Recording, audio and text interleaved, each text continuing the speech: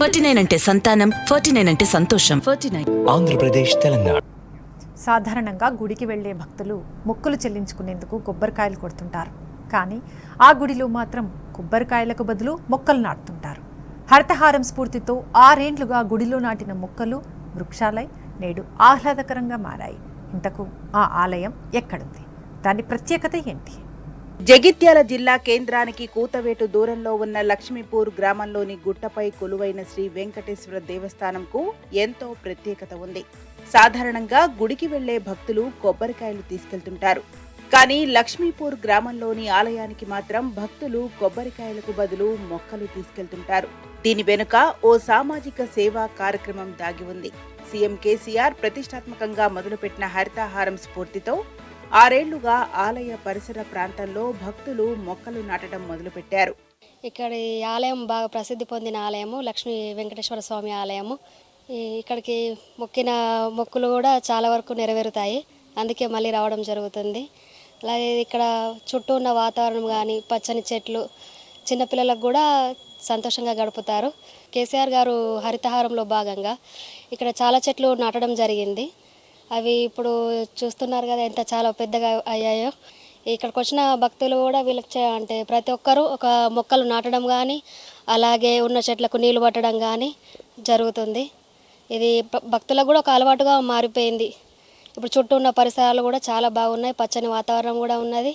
పిల్లలు కూడా అంటే ఈ ఆలయానికి వచ్చిన తర్వాత కూడా చాలా వరకు మార్పు వచ్చింది పిల్లల్లో. మొక్కలు పెంచాలని వాళ్ళు కూడా అనుకుంటున్నారు. పెంచడం కూడా జరుగుతున్నది. గత 6 ఏళ్లుగా నాటుతున్న మొక్కలతో నేడు వెంకటేశ్వర స్వామి దేవస్థానం పచ్చదనంతో మెరిసిపోతోంది. వివిధ రకాల పూల చెట్లతో పాటు పండ్ల చెట్లు, అలంకరణ చెట్లు నాటగా నేడు అవి వృక్షాలయ్యాయి. వివిధ రకాల పూల చెట్లతో పాటు పళ్ల చెట్లు, అలంకరణ చెట్లు నాటగా నేడు అవి వృక్షాలయ్యాయి. దీంతో దేవస్థానం చుట్టుపక్కల ఎక్కడ చూసినా పచ్చదనమే కనిపిస్తూ ఆకట్టుకుంటుంది. నేను గత 2-3 వీక్స్ నుంచి వస్తున్నాను ఈ టెంపుల్కి. ఈ టెంపుల్లో నేను ఒక మొక్క నాటాను. ఇప్పుడు అది పెద్ద వృక్షం అయింది. ఎప్పుడు వచ్చినా కూడా వాటర్ వస్తూ ఉంటాను. Save water, save trees. 25 సంవత్సరాల క్రితం వెంకటేశ్వర స్వామి దేవస్థానం నిర్మించగా 6 ఏళ్ల క్రితం వరకు ఆలయం చుట్టూ రాళ్లు, రప్పలు కనిపించేవి. దీంతో గ్రామస్తులంతా హరితహారం స్ఫూర్తితో ఆలయాన్ని పచ్చగా మార్చాలని భావించారు. అనుకున్నదే తడవుగా రాళ్లు, రప్పలు తొలగించి మొక్కలు నాటారు. అంతేకాకుండా ఆలయానికి వచ్చే భక్తులు కూడా కొబ్బరికాయలకు బదులు మొక్కలు నాటాలని సూచించడంతో అందరూ అదే ఫాలో అవుతున్నారు. నేడు సుందరంగా మారిన దేవస్థానం పర్యాటక ప్రాంతంగా మారింది.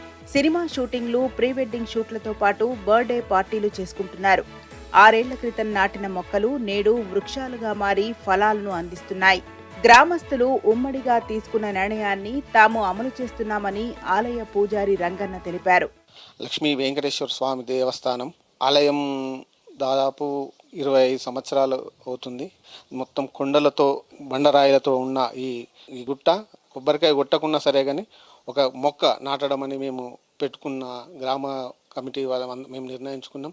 భక్తులు ఎవరు వచ్చినా కూడా ఒక కొబ్బరికాయకును ఒక చెట్టు భక్తులతోటి నాటిపిచ్చేసి మేము ఈ గుట్టని ఇప్పుడు పచ్చదనంగా మేము చేశాము.